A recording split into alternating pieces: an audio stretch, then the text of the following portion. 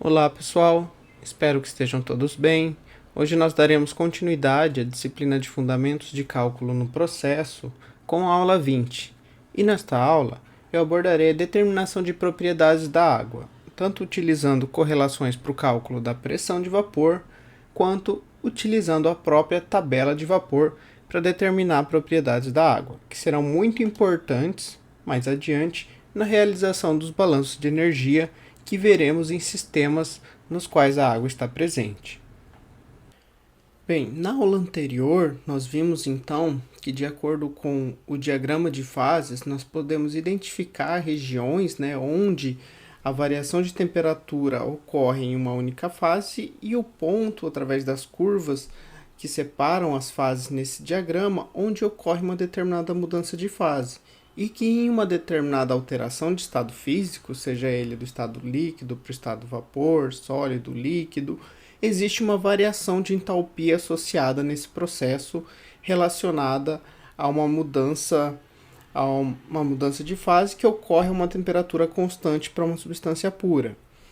E também a entalpia de formação padrão, que é a entalpia utilizada para determinação da entalpia de reação, que é a quantidade energética que cada composto possui ao se relacionar por uma equação química, mostrando então qual é a variação de energia ocorrida em função da reação e que ela também depende da temperatura em que a reação ocorre. Por isso nós temos que ter um estado de referência padrão e a partir daí, por entalpia ser uma função de estado, nós podemos determinar essa entalpia de reação em outras condições diferentes da condição padrão. Já na aula de hoje, nós associaremos então esta variação de entalpia em uma transição de fase para um dos compostos que é muito utilizado em processos químicos, principalmente quando nós falamos de balanço de energia, que é a água, tá certo? Então, normalmente, a grande maioria dos processos industriais necessita vapor como utilidade para trocas térmicas e aquecimento de correntes de processo.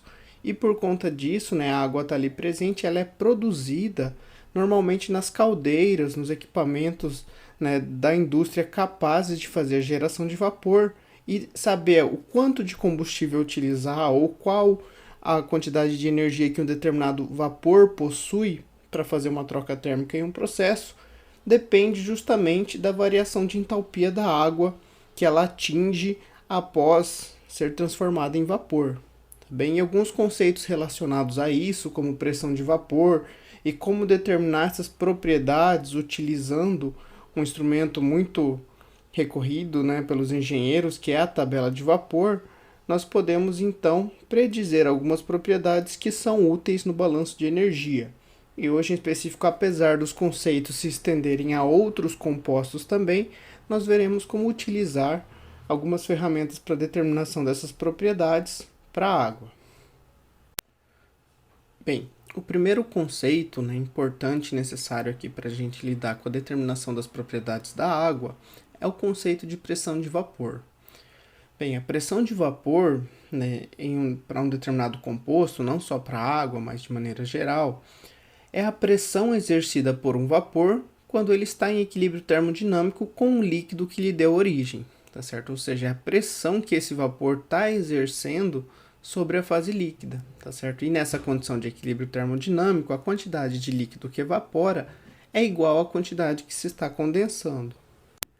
E na condição de saturação, que é a condição de transição de fase, nós podemos dizer então que essa pressão de vapor é igual à pressão do estado de saturação da substância, tá certo? Por exemplo, a água, a 1 atm, tá certo? Porque depende da pressão, isso também evapora a 100 graus Celsius, tá bem? Então, a pressão de vapor da água a 100 graus Celsius equivale a 1 atm, ou 101,325 kPa, porque nessa condição, essa é a pressão que o vapor está exercendo, forçando então a transição de fase a ocorrer. Bem, E para a determinação dessa pressão de vapor, tá certo? Nós temos algumas equações e alguns modelos que podem ser utilizados, né, seja para água, seja para outras substâncias também, tá certo? Igual os modelos empíricos que nós tínhamos lá para o cálculo da variação de entalpia de vaporização, nós temos aqui algumas equações de alguns estudos que foram ajustadas para determinar uma correlação entre a pressão de vapor a determinada temperatura para várias substâncias. E, por exemplo, né, nós podemos ter aqui algumas equações, como a equação de Antoine, tá certo?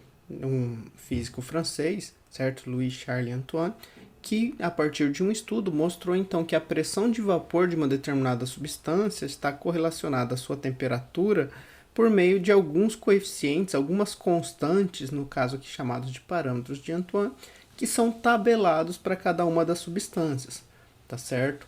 E em seguida eu vou mostrar para vocês lá na tabela de parâmetros de Antoine para a gente verificar, né, o que são esses parâmetros e como eles podem ser utilizados, tá certo?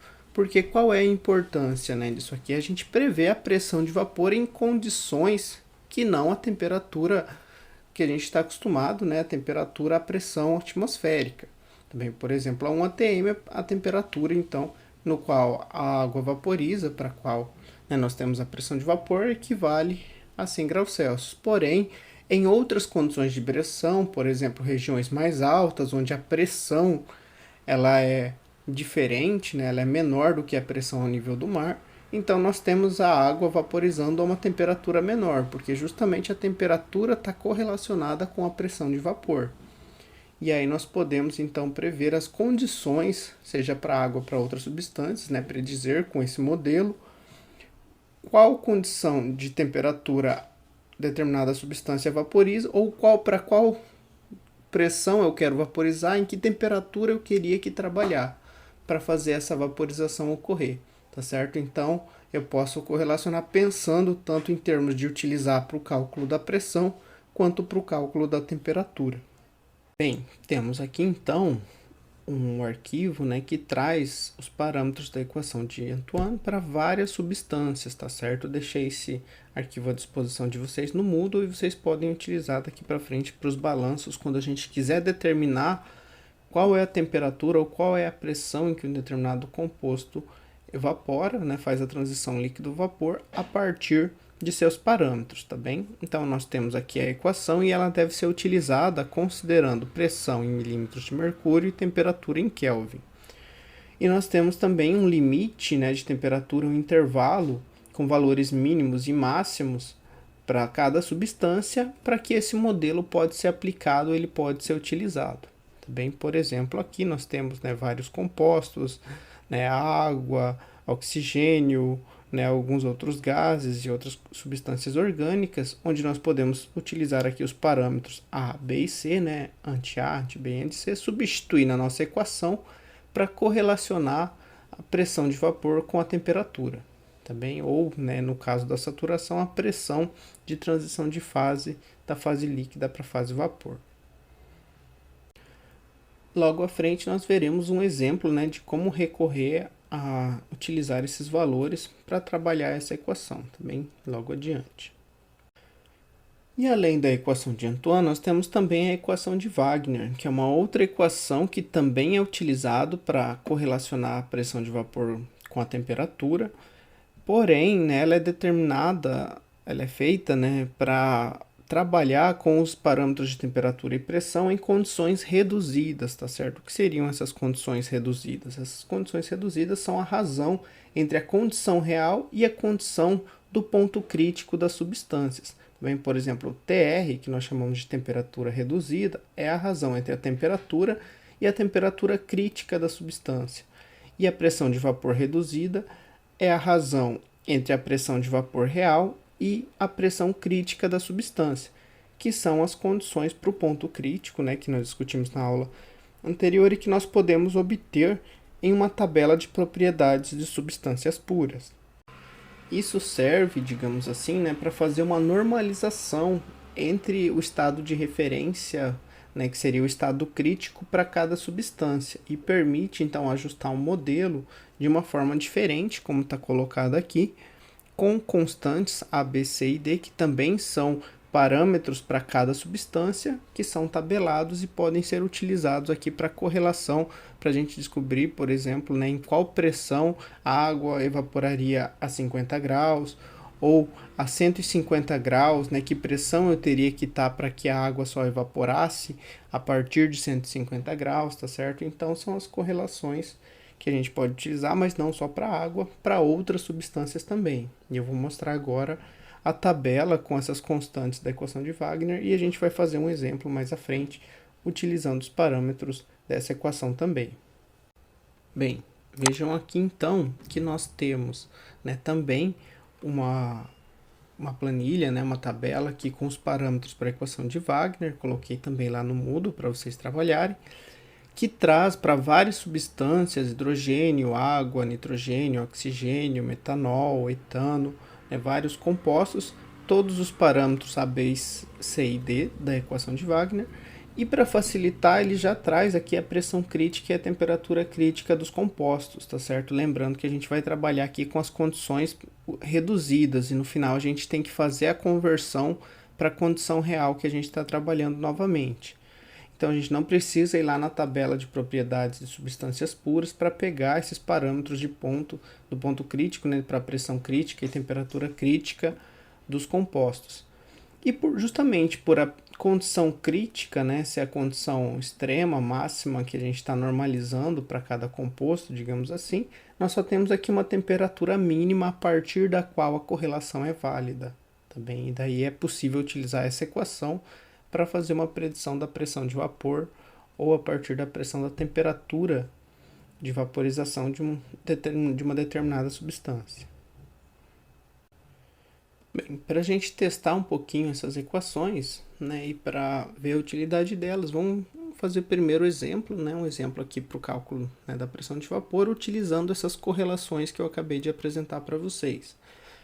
Bem, aqui no item A, determinar a pressão de vapor para a água a 100 graus Celsius, utilizando a equação de Wagner.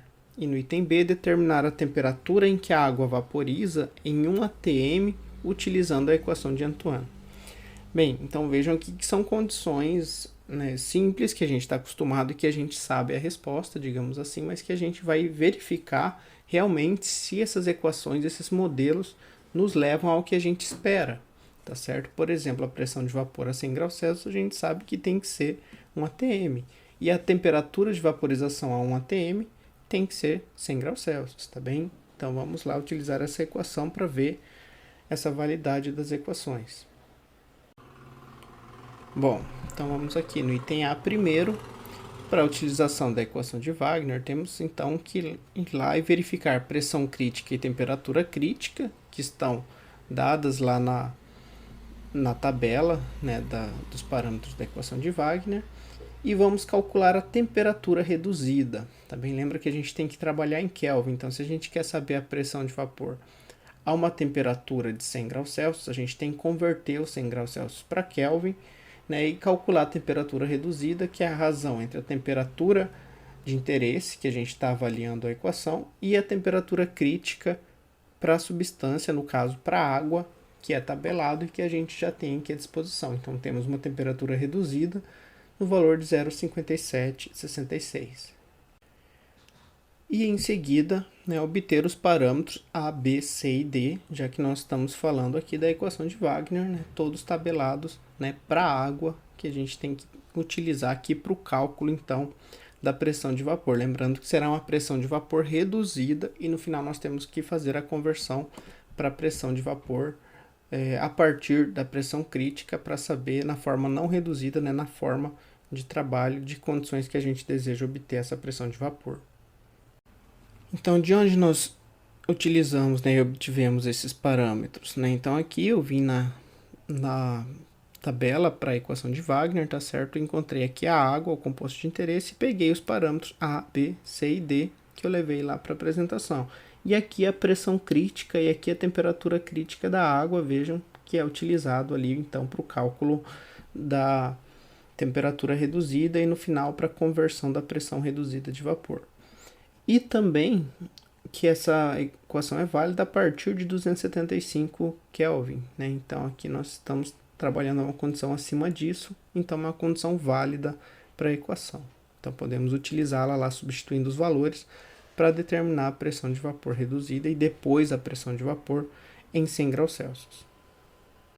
Substituindo os valores aqui na nossa equação, então, tá certo? Aqui eu digitei, porque se eu fosse escrever manualmente não ia caber, por causa aqui do tamanho da minha letra, fica muito grande, ia ser difícil fazer pequenininho assim. Então, nós substituímos aqui, resolvemos a nossa expressão, né, e tiramos aqui do logaritmo, né, exponenciando o lado direito, para obter a pressão de vapor reduzida. E resolvendo, então, essa expressão, temos a pressão de vapor em sua forma reduzida para a água nessa condição de temperatura reduzida, que equivale a 0,004597. E fazendo a conversão de volta para a pressão de vapor na condição que a gente quer, porque né, a gente precisa daí multiplicar pela pressão crítica da água, a gente obtém então um valor de pressão igual a 1,01 bar, tá certo? Que é equivalente a 1 atm, que é equivalente a 101.325 Pascal. Tá certo? Então vejam que a equação mostrou certinho que é 100 graus Celsius, porém a gente utilizou em Kelvin, porque a equação pede para a gente utilizar em Kelvin. A pressão de vapor, a água deveria evaporar ou vaporizar a 1,01 bar, tá certo? Então está correto. Agora o item B. No item B nós vamos utilizar a equação de Antoine e a gente quer aqui então determinar, né, a temperatura de vaporização para uma pressão de 1 atm. Então eu vou lá na tabela e obtenho os parâmetros de Antoine, os parâmetros A, B e C, para utilizar aqui na equação. Então vejam que nós temos que vir aqui então na nossa tabela de parâmetros de Antoine e procurar aqui pela água e verificar os parâmetros A, B e C e ver que nós estamos trabalhando, né, nesse intervalo aqui em Kelvin, há uma condição aqui que é válida para essa equação, então nós podemos utilizar esses parâmetros e aplicá-los nessa correlação para determinar a temperatura para a pressão de vapor de 1 atm. Então vamos substituir esses valores para verificar o que a gente encontra. Lembrando que a pressão tem que ser utilizada em milímetros de mercúrio e a temperatura em Kelvin. Então nós conhecemos a pressão 1 atm, equivale aqui a 760 milímetros de mercúrio também. E substituindo na expressão, nós obtemos essa forma, né? Ln 760 igual ao parâmetro A menos o parâmetro B sobre T mais o parâmetro C, que é negativo, então fica negativo aqui também.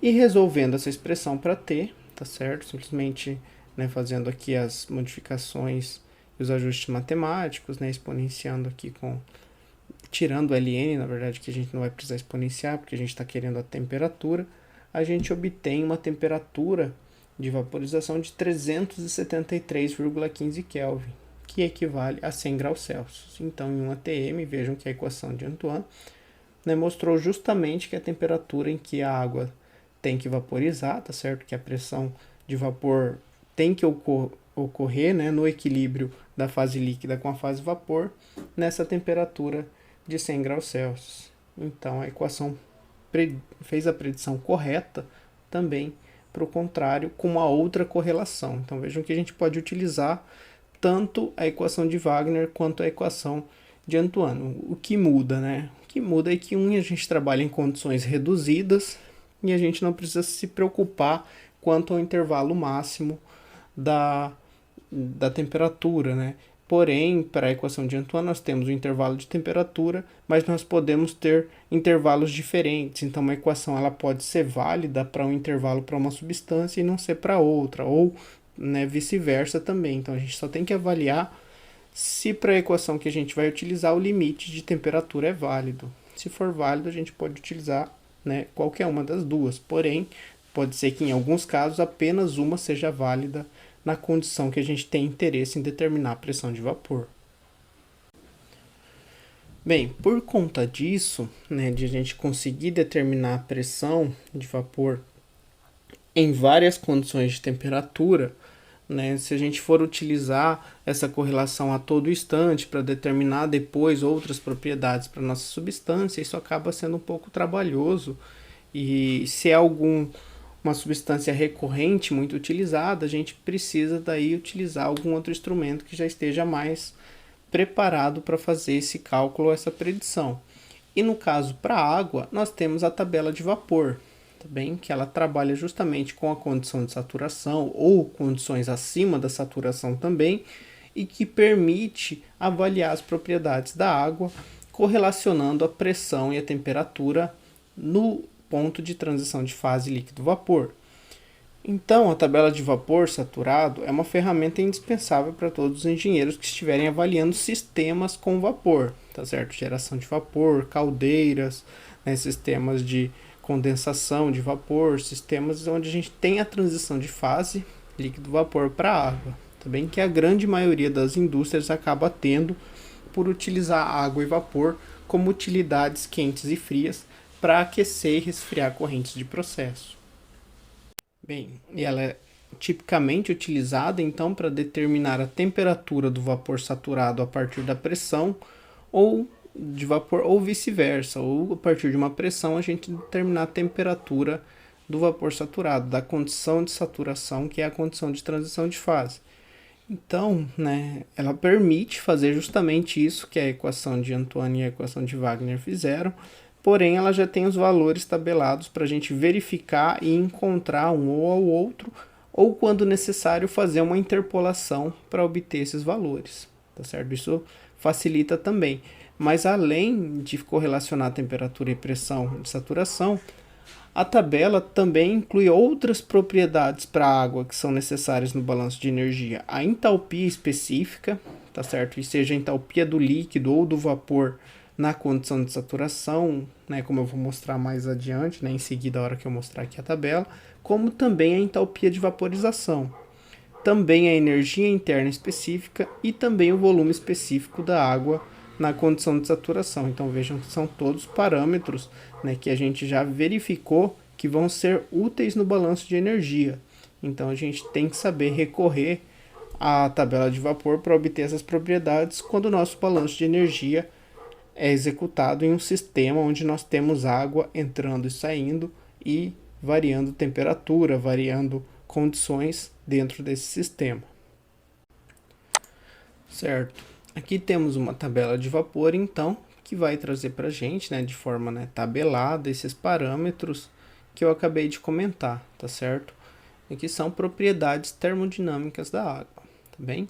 Então, no caso aqui, né, nós começamos na tabela vendo as condições de saturação, né, ou seja, na transição de fase, em função da temperatura. Então, nós temos várias temperaturas, e aí a gente parte de uma temperatura de referência aqui, 0,01 graus Celsius, para qual a entalpia do líquido saturado equivale a zero, tá certo? Então é uma referência que foi definida, né, e a partir daí foi utilizada para a construção de tabelas de vapor. E aí a gente tem a temperatura subindo a cada 5 graus Celsius, e a gente tem aqui qual é a pressão da saturação para essa temperatura, tá certo? E vejam, né, na pressão colocada, né, em quilopascal. Vejam que em 100 graus Celsius nós temos 101,3 kPa, que é a nossa pressão atmosférica, tá bem? E que nós podemos ver que, né, em temperaturas mais baixas, qual deveria ser a pressão para que nós tivéssemos uma condição de saturação, ou pressões acima de 100 graus Celsius, qual deveria ser a pressão também, qual vai ser a pressão de saturação, né? Isso é bem necessário para quando a gente trabalha em caldeiras, porque são sistemas pressurizados com pressões bem acima da pressão atmosférica. E aqui na frente nós temos os parâmetros que nós podemos determinar nessas condições também. Por exemplo, né, o volume específico do líquido saturado e do vapor saturado, tá certo? Específico, né, a gente já viu por quê? Porque é o volume em metros cúbicos por quilograma de água, certo? Assim como a energia interna e a entalpia e a entropia são todos valores específicos, tá certo? A energia interna em kJ por quilograma, entalpia em kJ por quilograma também, e entropia em kJ por quilograma Kelvin. E o que significa, digamos, né, essa divisão, essa separação entre líquido saturado e vapor saturado? Bem, a condição de líquido saturado é a condição onde o líquido está na iminência de começar a vaporizar. tá certo? Ou seja, se a gente começar a aquecer a água de 0 até 100 graus Celsius, na iminência dela começar a vaporizar, ela vai ter um volume específico de 0,001044 metros cúbicos por quilograma de água. E se a gente quiser saber o volume total, a gente multiplica pela massa de água que a gente tem, tá certo? Então vejam aqui que em função da temperatura e da pressão, que está fixada aqui por ser a pressão, nós temos então, não temos um grau de liberdade que permitiria, né, esse volume variar. Esse volume vai estar então fixado. E justamente aqui, nessa condição, cada quilograma de água começa a ocupar esse volume. E aí, à medida que a água líquida começa a vaporizar, cada quilograma de vapor gerado, que é o vapor na condição de saturação, vai ocupar esse volume, tá certo? Ou seja, justamente se eu quiser manter a pressão constante, eu vou ter que trabalhar em um recipiente que permita uma expansão de volume, porque o volume do vapor para uma mesma massa de água, ele é muito maior, né? O vapor, a fase gasosa, ocupa mais volume, logicamente, que a fase líquida. Também, se nós mantivéssemos em um recipiente com o volume do líquido, né, nós não conseguiríamos fazer essa transição à pressão constante. A pressão iria subir por conta, né, de se aumentar do volume ficar constante e o sistema então continuar na temperatura de saturação, fazendo com que ele aqueça. Bem, então vejam aqui que é simplesmente na transição de fase o volume que cada uma das fases possui por quantidade de massa. E o mesmo vale para a energia interna, entalpia e entropia. O que nós temos na condição de líquido saturado é o valor da energia associada por quilograma na condição de saturação, no caso aqui de líquido, tá certo? E aqui à direita, na quantidade de vapor. E vejam então que a quantidade que nós temos aqui na coluna do meio representa a quantidade de energia para a transição de fase ocorrer, né? Ou seja, para sair da fase líquida e chegar na fase vapor. E vejam que por ser função de estado, né, em função do estado final, seu estado vapor na transição de fase em relação ao estado inicial, que é o líquido, na evaporação, por exemplo, tanto a energia interna quanto a entalpia, quanto a entropia no vapor vai ser a quantidade no líquido mais a quantidade da transição de fase. Tá bem? Então vejam aqui que para a entalpia, que a gente já verificou e que é o mais utilizado para balanço de energia, nós temos então aqui que a 100 graus Celsius, na iminência de vaporizar, a água possui essa entalpia. Para que ela vaporize, ela precisa receber essa quantidade de energia, né, a pressão constante. E então, né, ao vaporizar, ela vai possuir uma entalpia, que é a sua energia inicial, mais a energia que ela recebeu para vaporizar. Então, o valor aqui no meio é a variação de energia da transição de fase. Ou seja, para a água aqui equivaleria, né, ao ΔH de vaporização, que também pode ser predito pela equação de Shen que a gente viu na aula anterior. Então, essa aqui é a entalpia de vaporização de transição de fase, ou energia interna de vaporização e entropia também de vaporização, que são utilizadas no balanço de energia. A entropia a gente não vai se atentar a utilizar tanto aqui agora, vocês se preocuparão e utilizarão mais lá na frente em termodinâmica. Nós trabalharemos apenas por enquanto aqui com volume, energia interna e entalpia nos nossos balanços de energia. E vejam então que nós temos a tabela aqui no início, né, como função da temperatura, que a temperatura vai variando aqui em intervalos discretos padronizados de 5 em 5 graus Celsius. E mais abaixo nós temos a mesma tabela, porém discretizada em função de intervalos de pressão, tá certo? Ou seja, ela vai variando aqui com, né, não de forma constante, no início de 1,5, depois 2,5, depois 5 em 5, tá certo?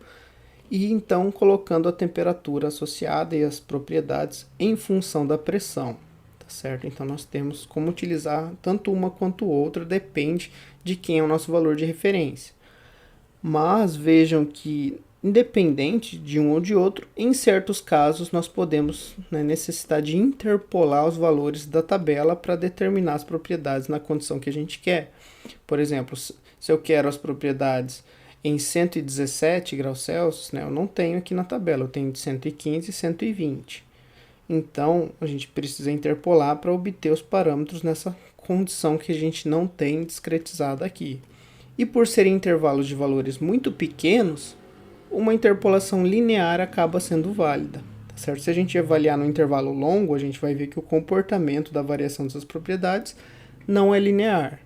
Porém, se nós considerarmos um pequeno intervalo, um pequeno delta ali aproximando de 5 em 5 graus Celsius ou de 10 em 10 kPa, aqui a gente vai ver que o comportamento é bem próximo de um comportamento linear. Então, né, é válido a gente fazer uma interpolação linear. E mais abaixo na tabela, além da pressão, nós entramos daí na condição de vapor superaquecido, que são condições acima da saturação da água, ou seja, qual a relação entre temperatura e pressão e essas propriedades, quando a gente só tem a fase vapor e ela continua sendo aquecida após a transição de fase, tá certo? Então aqui são as propriedades, os parâmetros para a região de vapor superaquecido, que é como nós chamamos o vapor acima da saturação. Ou também aqui abaixo as condições de água líquida comprimida, que são condições para água abaixo da condição de saturação, tá certo? Antes dela começar a evaporar. Então, nós temos várias condições praticamente, né? Tanto da água líquida quanto da água na condição de saturação, quanto na água a vapor, que a gente pode recorrer e pegar direto na tabela, não precisando utilizar equações matemáticas, correlações para ficar calculando isso a todo instante. Como é muito utilizado, basta a gente olhar na tabela e pegar o valor, né? Ou se a gente não conhece exatamente aqui o valor da tabela, a gente faz uma interpolação rápida para determinação desses parâmetros, como a gente vai ver em alguns exemplos, certo? Bem, então como eu comentei, em certos casos, interpolações acabam sendo necessárias. E existem várias maneiras de fazer uma interpolação linear, e eu vou mostrar adiante algumas diferentes maneiras também. Aqui só para nós termos então uma ideia, né, de como nós relacionamos aqui a tabela de vapor com o diagrama de fases. O diagrama de fases, né, ele mostrou para a gente, né, a condição de saturação com a pressão em função da temperatura, tá certo? Ou seja, aqui é a região de transição de fase líquido-vapor ou sólido-líquido para dadas condições pressão e temperatura, tá certo? Então a gente consegue aqui associar até o valor, né, do ponto crítico. Porém, para a gente verificar na transição de fase, o volume não é constante, se a gente considerar a pressão constante, né, como eu comentei anteriormente. E nesse caso, então, como o volume varia, nós podemos avaliar o diagrama, né, como uma curva de temperatura e volume, tá certo? Então, vejam aqui que existe uma região que é a região de transição de fase nessa percepção, onde ambas as fases existem, cada uma com um volume diferente, tá certo? Né? Por exemplo, para água 1 atm, onde daí aqui eu estou avaliando e verificando essas linhas como linhas isóbaras, né? Linhas a pressão constante, verificando então como o volume varia de acordo com a temperatura. Vejam que para pressões acima da pressão crítica, nós daí não temos o intervalo de equilíbrio líquido-vapor. A partir da pressão crítica, o que nós temos é a condição supercrítica. E aí aqui nessas regiões, pelo menos onde nós não passamos a temperatura crítica, nós só temos uma fase, que é a fase líquida. Porém, né, a partir de uma determinada temperatura, para algumas pressões aqui no caso abaixo da pressão crítica, nós sempre iremos tocar essa região e ela vai então dividir a fase líquida da fase vapor, mostrando que no momento em que nós tocamos essa curva pelo lado esquerdo, aqui representa o volume da fase líquida, enquanto lá na direita nós temos o volume da fase vapor, tá certo? Que são os volumes específicos que nós vimos ali na tabela de vapor, tá bem? Que se eu quiser obter tanto um em relação ao outro, eu tenho que saber aqui a fração que está vaporizada. Se eu quiser saber o volume total, e a partir da fração vaporizada, né, nós podemos fazer aqui o que nós chamamos de uma regra da alavanca para determinação do volume total, em função da fração que nós temos de líquido e da fração que nós temos de vapor, tá bem? Mas isso, né, será visto mais adiante também. E a partir, então, de toda a vaporização, né, com 100% de vapor, digamos, de fração evaporada, nós estamos, então, sobre a linha da direita. E a partir dali, então, o volume começa a variar como o volume da água apenas como vapor, tá bem? Então, vejam que, por exemplo, a 1 atm, essa diferença de volume das fases, ela é bem maior do que, por exemplo, aqui a 10 megapascal, né? 10 megapascal aqui eu tenho uma diferença entre o líquido e o vapor bem menor. Justamente por a pressão ser mais alta, o vapor acaba, né, tendo um grau de agitação maior por estar em um volume menor, tá bem? Então, essa região é a região de equilíbrio e a partir daqui a gente tem apenas vapor, tá certo? E a gente vai ver mais adiante aqui como utilizar a tabela, fazer essas interpolações e entender, né, por que é importante saber os parâmetros tanto na fase líquida quanto na fase vapor. Certo, para fazer o uso dessa tabela e determinar as propriedades que vão ser úteis no balanço de energia, principalmente entalpia, né, mas também em alguns casos energia interna ou mesmo, né, volume específico, né, eu comentei, se a gente conhece o valor, né, não tem nenhum segredo, a gente olha o valor lá na tabela e pega o valor correspondente. Porém, se nós não temos exatamente o valor, nós temos que fazer uma interpolação. E por serem intervalos pequenos, como eu comentei, nós podemos fazer uma interpolação linear. E eu trouxe aqui 3 maneiras que nós podemos trabalhar para fazer uma interpolação linear. E a seguir eu farei um item, né, do próximo exercício com cada um dos métodos para a gente ver como funciona. Mas basicamente, né, nós podemos fazer o ajuste de uma equação de reta, já que é uma interpolação linear, então o ajuste de reta nesse intervalo representa o comportamento no intervalo, e esse ajuste se dá no tipo de uma equação clássica, né, de reta y igual a x mais b. Ou podemos também fazer nessa interpolação por semelhança de triângulos, tá certo?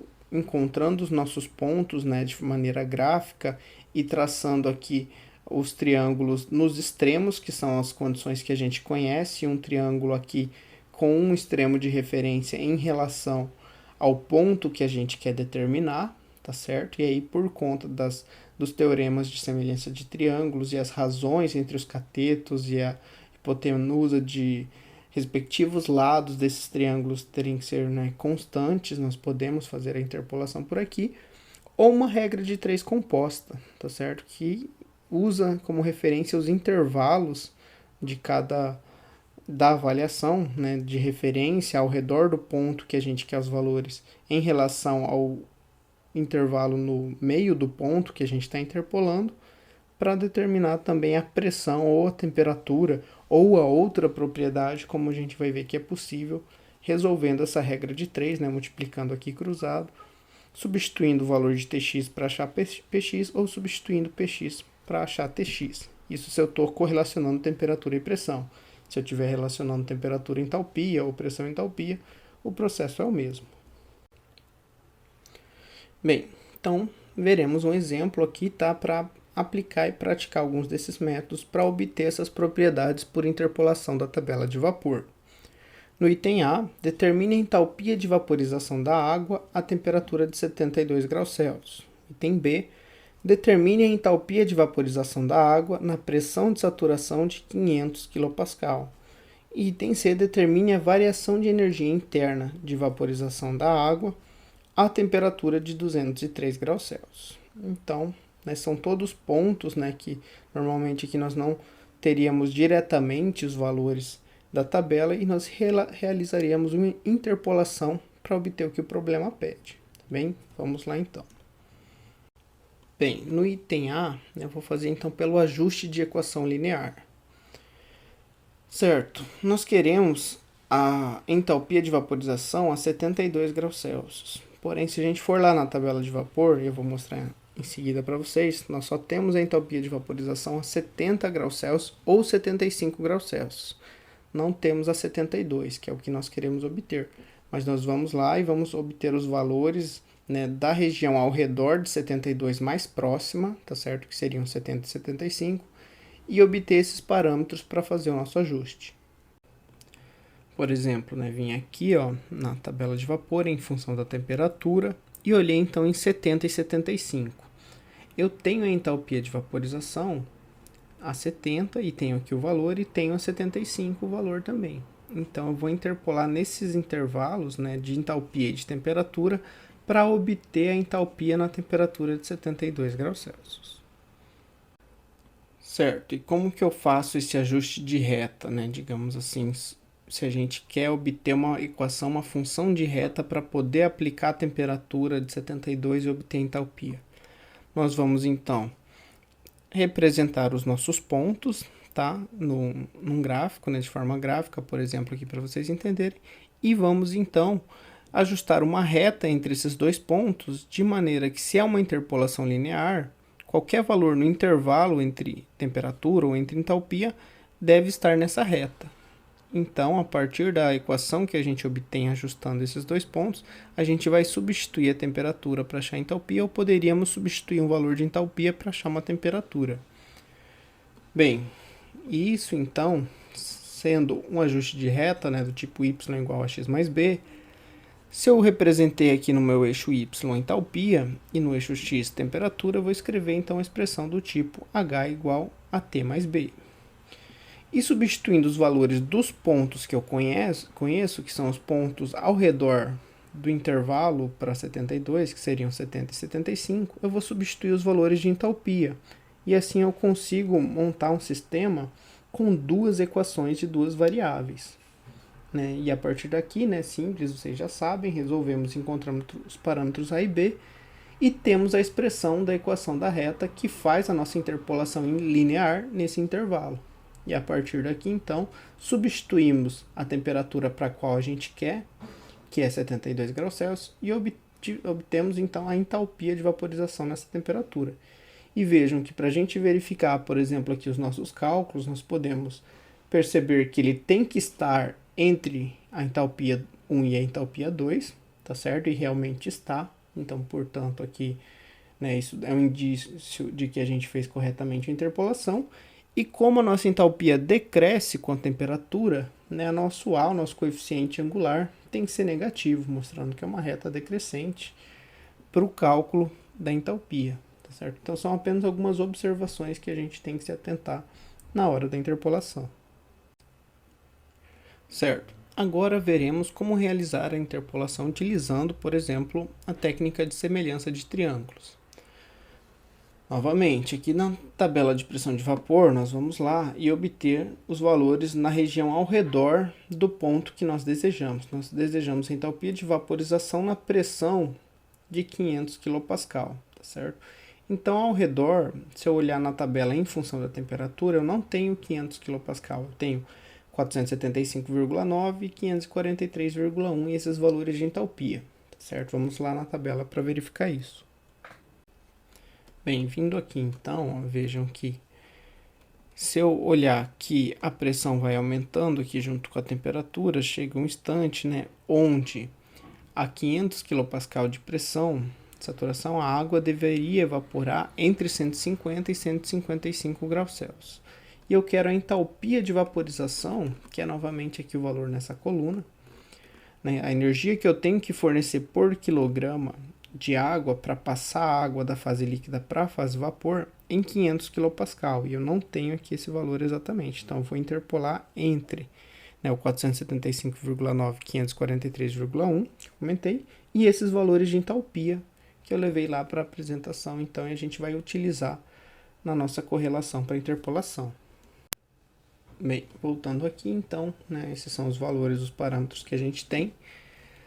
Novamente, digamos, eu poderia correlacionar e plotar esses dois pontos, né, no ponto de referência 1 e 2, que são os intervalos ao redor da condição que eu quero, em um gráfico, tá certo? E se é uma interpolação linear, digamos que a junção entre esses dois pontos deve formar aqui um triângulo retângulo. E a partir daqui, então, eu tenho o triângulo retângulo maior, que representa os meus pontos na região ao redor, e um triângulo retângulo menor que eu poderia representar tanto aqui quanto aqui embaixo, que utiliza, né, um dos extremos do intervalo e o ponto ao interior do intervalo que eu quero fazer a interpolação, como um outro triângulo com a mesma hipotenusa, tá certo? Na mesma reta, né? Ambas as hipotenusas aqui ficam sobrepostas.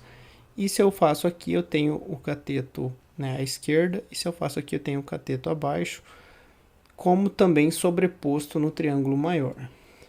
E como, né, uma correlação, uma propriedade de semelhança de triângulos, a razão entre o cateto oposto e o cateto adjacente, né, dependendo da minha referência a qual ângulo do triângulo 1, tem que ser igual do triângulo 2. E as razões entre hipotenusa e catetos também.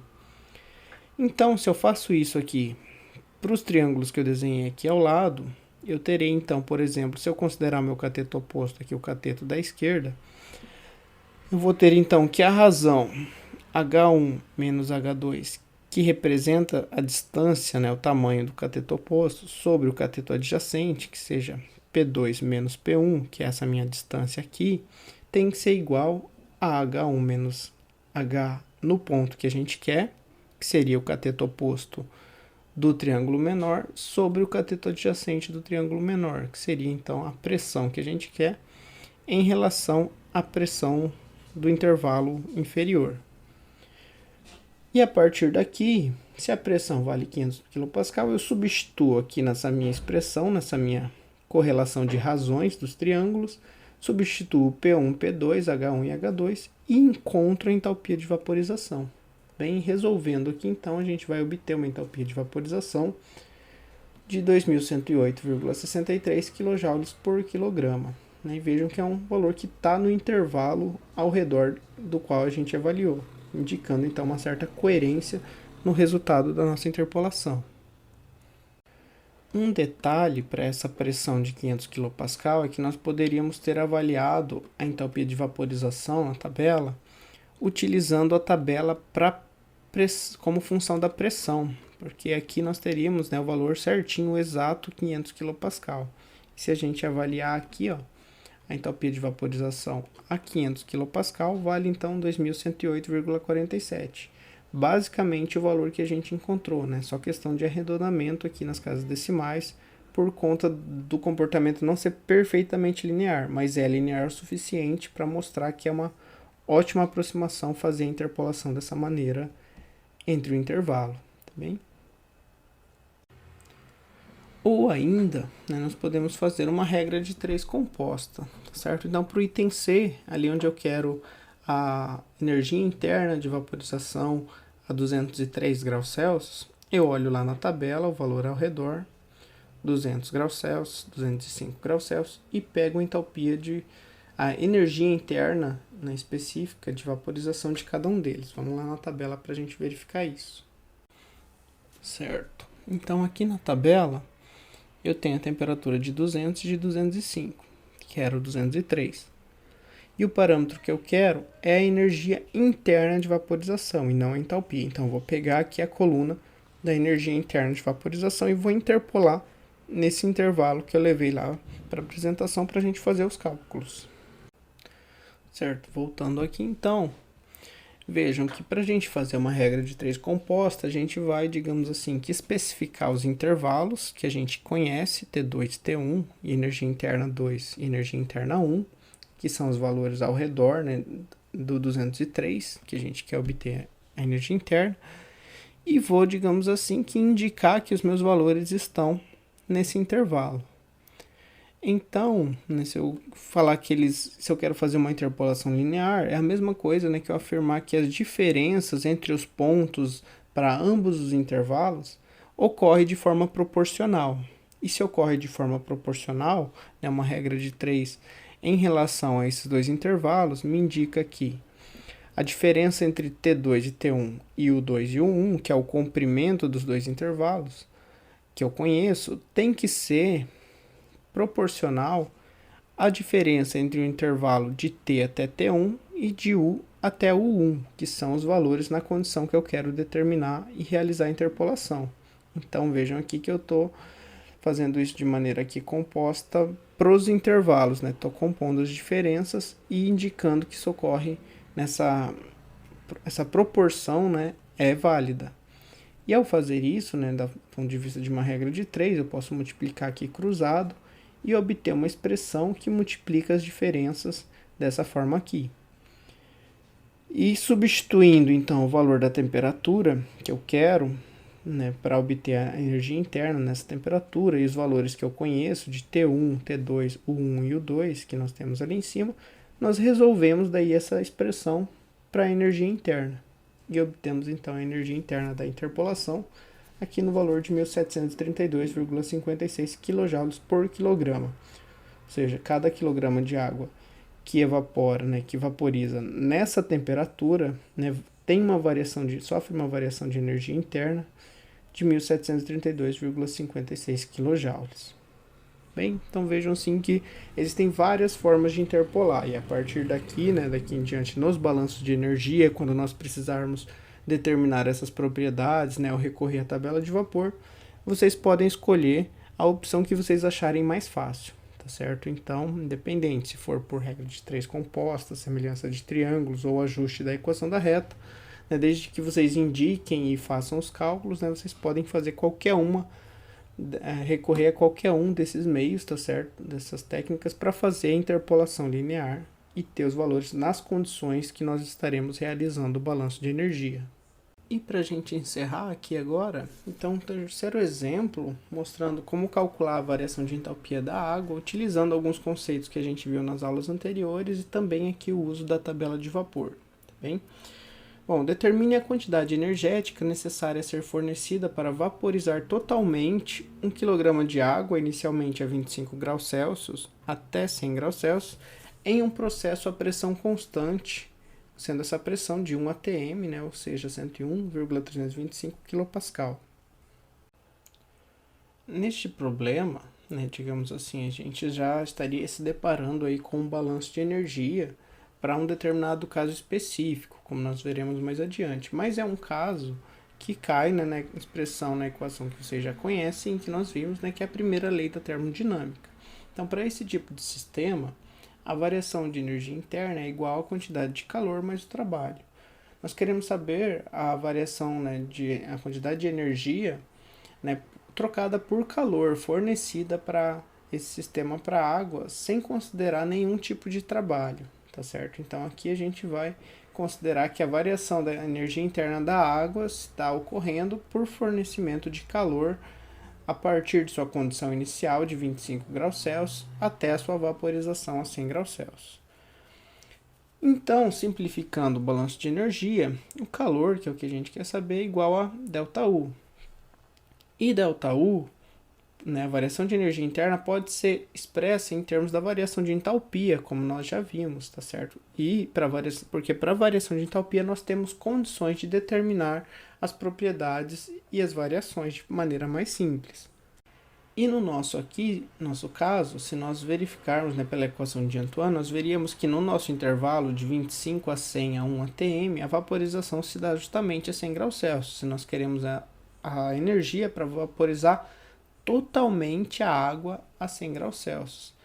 Então, nesse intervalo, essa variação de entalpia ela se dá em dois tipos de variações de entalpia. A primeira, a variação de entalpia relacionada ao aquecimento de 25 a 100 graus Celsius, mais a entalpia de vaporização a 100 graus Celsius, tá certo? Então, eu tenho a entalpia relacionada, digamos, ao calor sensível e a entalpia relacionada ao calor latente que a água vai estar trocando. E para o nosso sistema, nós estaremos adotando um sistema a pressão constante, que para que a pressão dele fique constante, nós temos que permitir a variação de volume. Ou seja, o nosso sistema aqui vai se expandir à medida que a água for vaporizando e ao final nós teremos uma quantidade de vapor maior em volume que a quantidade inicial de líquido, tá certo? Então, volume no estado final, vapor, menos volume no estado inicial do líquido. Bem, o primeiro termo, nós determinamos, né, a entalpia de aquecimento de 25 a 100 graus Celsius por integral de Cp dt, tá bem?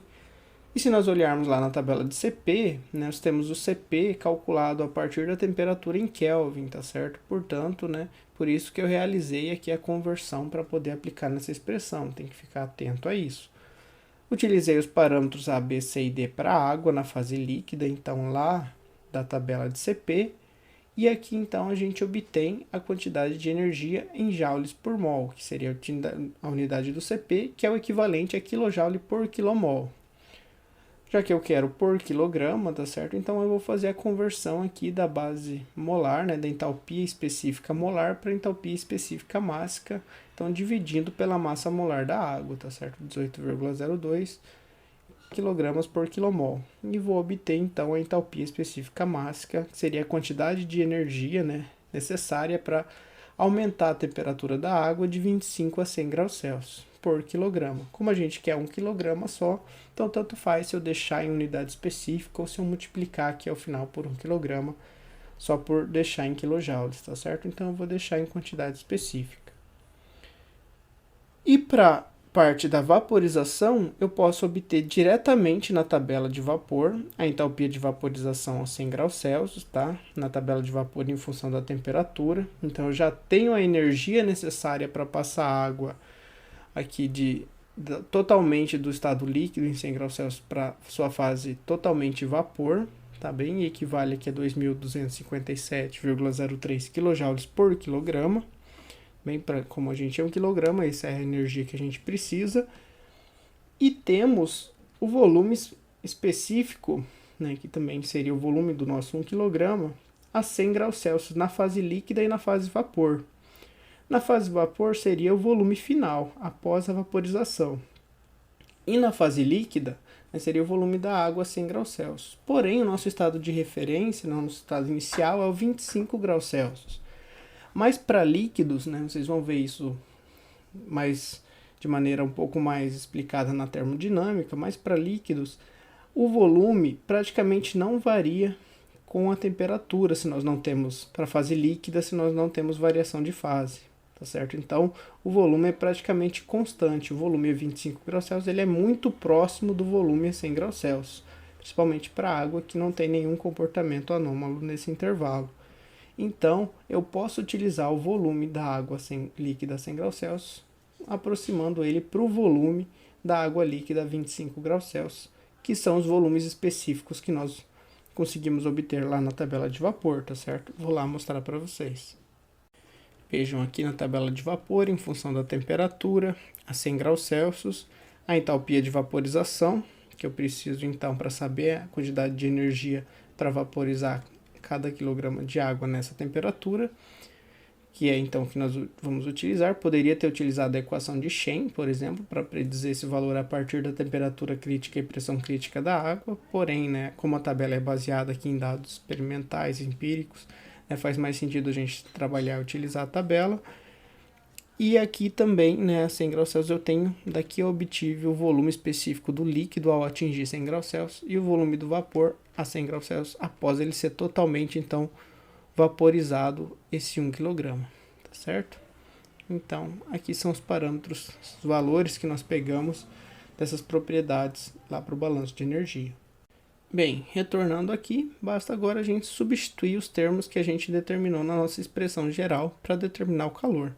Então, a entalpia relacionada ao calor sensível, a entalpia relacionada ao calor latente e aqui a quantidade de calor associada à variação de volume, tá bem? Que é a pressão, que nós conhecemos constante em 1 atm, e o volume que a gente aproximou aqui do estado inicial para a água líquida e o volume final do vapor após ter evaporado. Substituindo então nossos valores aqui, resolvendo, obtemos então a quantidade de calor como 2.844,57 kJ, tá certo? Seria quilojoules por quilograma, porém, como nós queremos saber para 1 kg de água, essa própria quantidade em quilojoules, tá bem? E vejam que aqui as entalpias já estão em quilojoules, tá certo? E aqui, como eu utilizei metro cúbico, se eu utilizasse a pressão em pascal, nós teríamos em joule. Então, eu utilizei a pressão em quilopascal para obter também esse valor aqui já do último termo do calor em quilojoules, tá certo? Então, vejam que a gente utilizou a tabela de vapor e as variações de entalpia, como nós vimos anteriormente, para determinar a quantidade de energia para evaporar a água a pressão constante, por exemplo. Bom, e como atividade da aula 20, eu vou pedir então que vocês resolvam o primeiro exemplo da aula, tá certo? Do cálculo da pressão de vapor com a correlação de Antoine, fazendo o cálculo nas mesmas condições, porém para alguma outra substância que não seja água, tá? Então fica a critério de vocês aí escolherem então uma substância no apêndice que eu deixei disponível lá no Moodle e utilizar os parâmetros, as constantes dessa substância para o cálculo então da pressão de vapor, utilizando essa tabela. No exemplo 2, eu vou pedir então que vocês façam a prática da interpolação da tabela de vapor, tá certo? Fazendo os cálculos das mesmas grandezas e propriedades que foram vistas no exemplo, porém adotando algum outro valor de temperatura e pressão diferente dos que eu escolhi no problema, tá certo? Então fica a critério de vocês escolherem qualquer valor para interpolar também, desde que esse valor também precise de interpolação, tá certo? Que não seja um valor que nós temos lá direto para obter as propriedades na tabela. Então fica a critério de vocês escolherem também os valores de temperatura e pressão que irão realizar a interpolação. E no exemplo 3, tá? Realizar, né, o cálculo da variação de entalpia ali no processo de aquecimento da água, escolhendo um intervalo de temperatura diferente, tá certo? Sendo a temperatura inicial, então, a partir, né, de um valor entre 30 e 40 graus Celsius, tá? Então, vocês podem escolher um valor nessa faixa como temperatura inicial da água e realizar, então, o cálculo da variação de entalpia até uma temperatura de vaporização da água a 202,650 kPa, tá? Então, nesse caso, vocês vão precisar também utilizar ou a expressão do cálculo da pressão de vapor, né, da equação de Antoine, ou utilizar a tabela de vapor para descobrir qual é essa temperatura, né, de vaporização da água a 202 kPa, para daí conseguir, então, realizar o cálculo do aquecimento para esse intervalo de temperatura. Beleza? Bom, pessoal, aqui as principais referências da nossa disciplina. Obrigado pela atenção de vocês e até a próxima aula.